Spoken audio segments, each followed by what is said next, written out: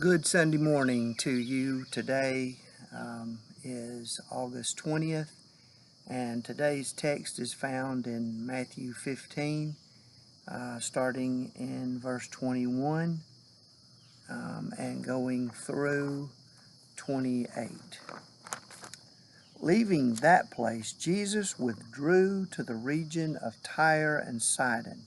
A Canaanite woman from the vicinity came to him, crying out, "Lord, Son of David, have mercy on me. My daughter is suffering terribly from demon possession." Jesus did not answer a word, so his disciples came to him and urged him, "Send her away, for she keeps crying out after us." He answered, "I was sent only to the lost sheep of Israel." The woman came and knelt before him. "Lord, help me," she said.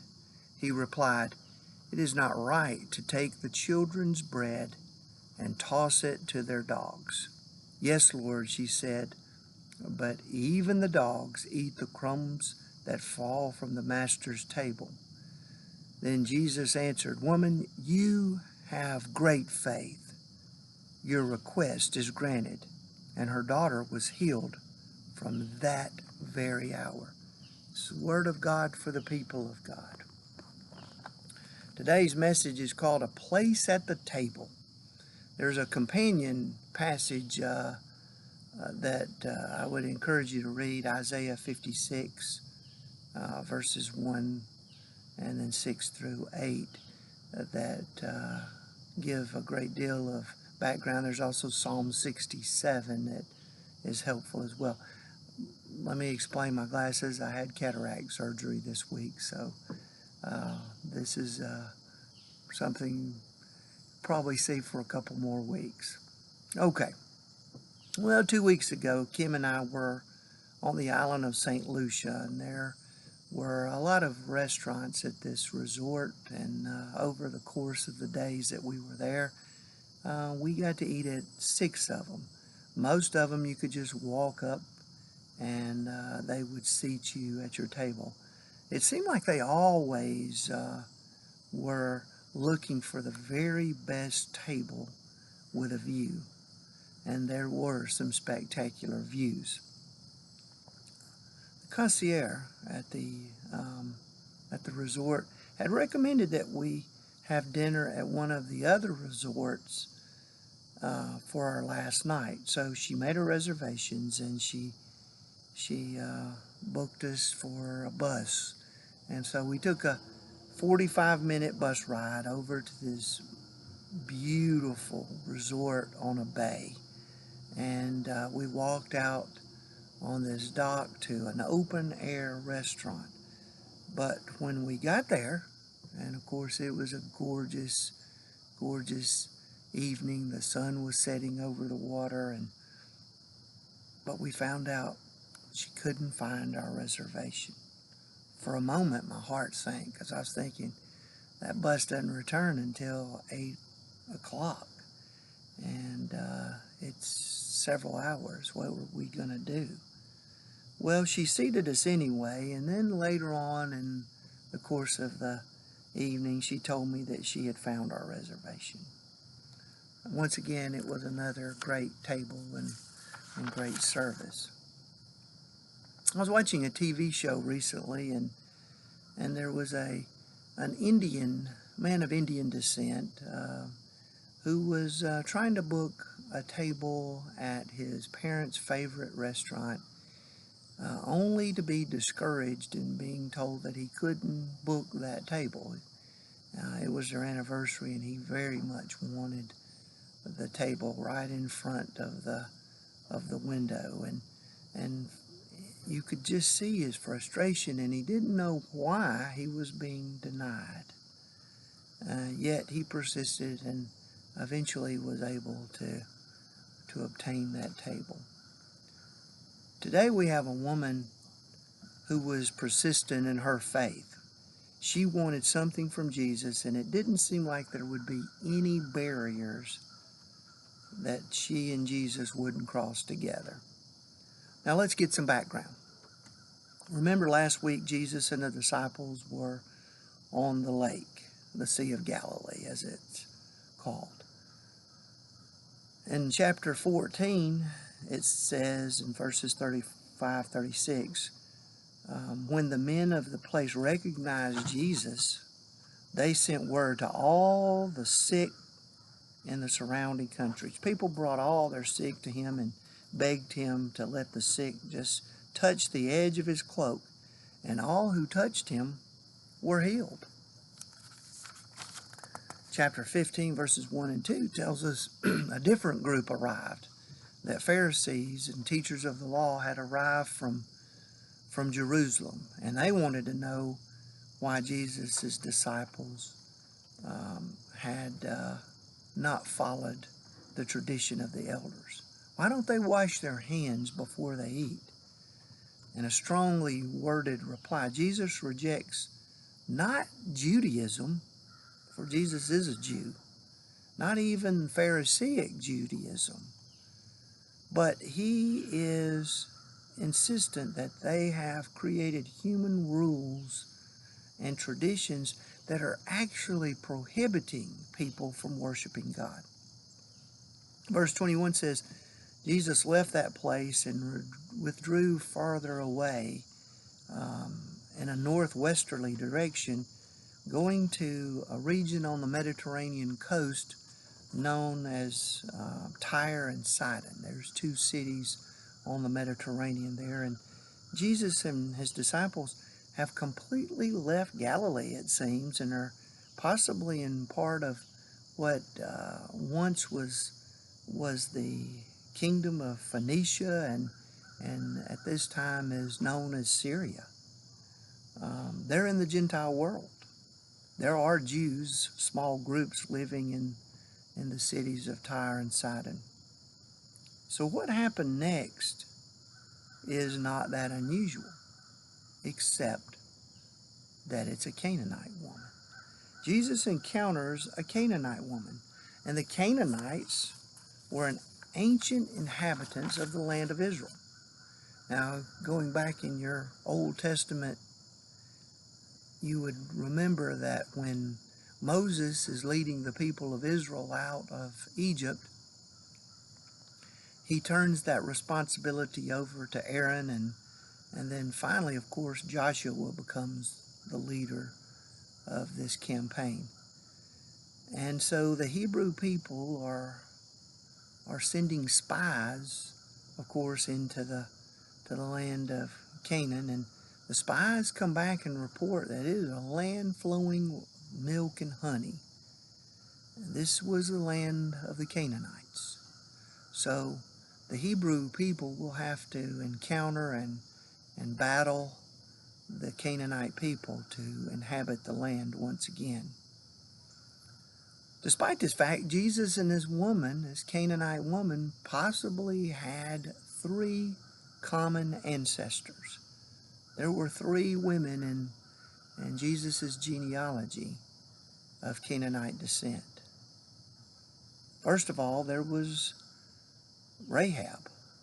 And of course, Rahab was the harlot, the prostitute in the city of Jericho who assisted the spies with their escape.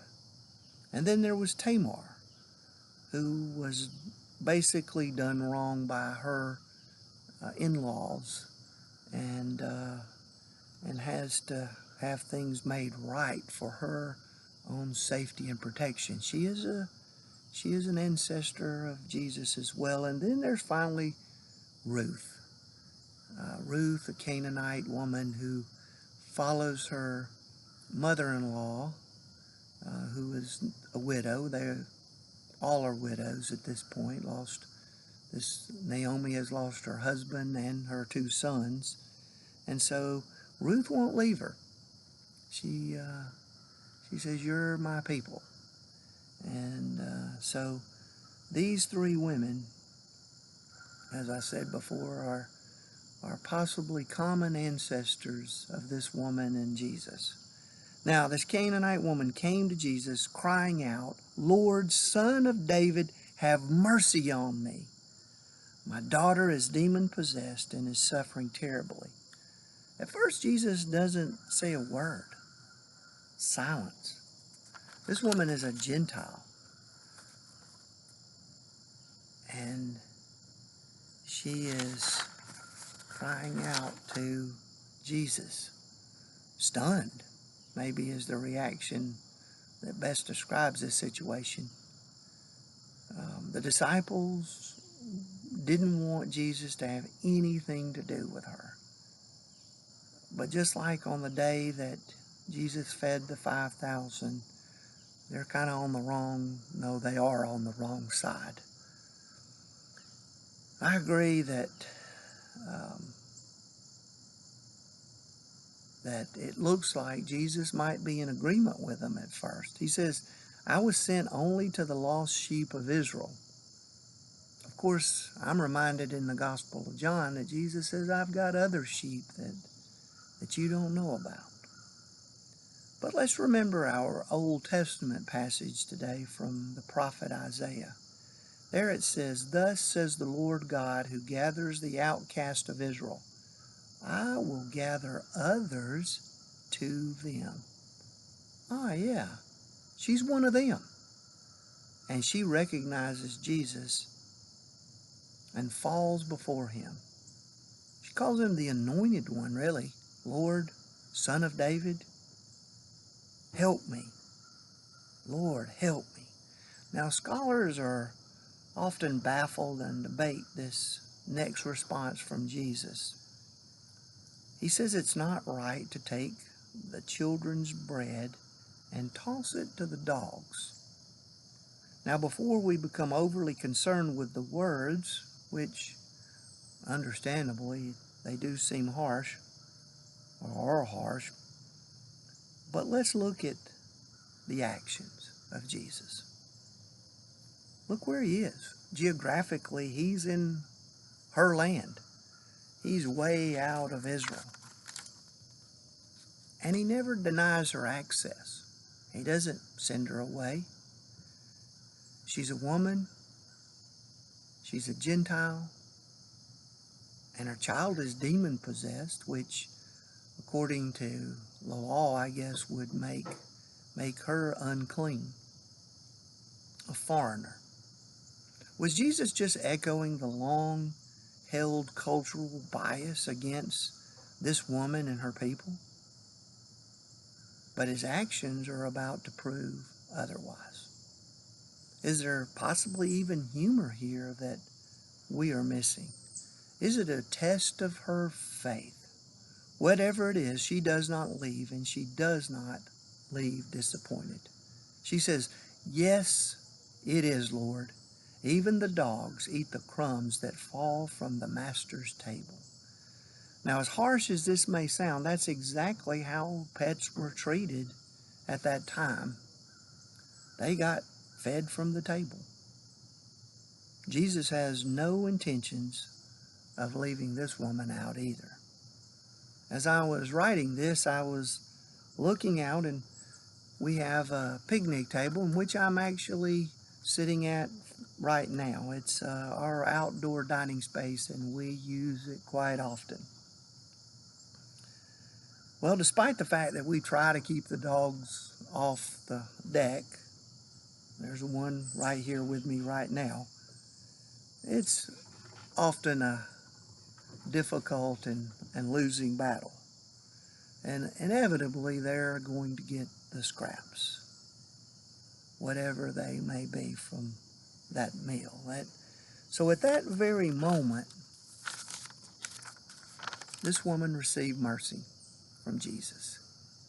Woman, you have great faith. Your daughter is healed. And I believe at that moment, another place was made at the table. Our table at our house has places for 6. One inside and really the one outside as well. But when we need to expand, we do. We bring in a piano bench, and we've got extra chairs, and there's no telling how many people we've actually seated at our table, because we want all to feel welcome and share a meal with us at the table. Got me interested. What's the longest table in the world? And so it was back in 2019 in Cairo, Egypt. The table was 10,465 feet and 10 inches, and it seated over 7,000 people. Well, as amazing as that sounds, it's nothing like what Jesus is planning. Like her, this Canaanite woman of faith, when we have faith, we've got a place at the table too. I'm reminded of a poem by Edwin Markham. It's not about a table, it's about a circle. It says, he drew a circle that shut me out. Heretic, rebel, a thing to flout. This Canaanite woman had seen a lot of circles drawn that had left her out. But love and I had a wit to win. We drew a circle that took him in. And so whether we are talking about circles or places at the table today, Jesus has always got a place for us. Jews, Gentiles, Canaanites, men, women, children, it's unlimited at what Jesus is offering for us when it means coming to his table. Always. He's always planned for the sheep, and I guess the dogs too, to be at the table. I hope you have a wonderful, blessed Sunday, and I'll see you again here in the mountains again next week.